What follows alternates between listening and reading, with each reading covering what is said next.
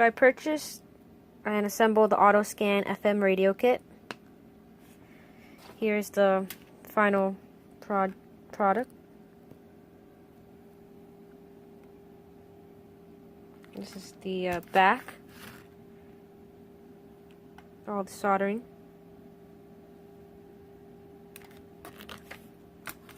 I would say these capacitors and resistors were the most easiest to do. There was no direction in which way to stick it in.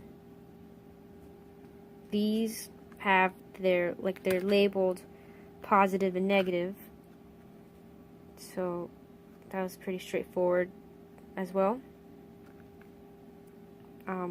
Following the directions with which coil goes where, and the switches as well. Then on the back,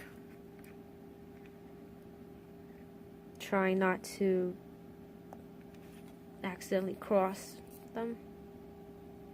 I would say the most difficult troubling was just this one, the volume on and off knob, because it required a lot more lead into it.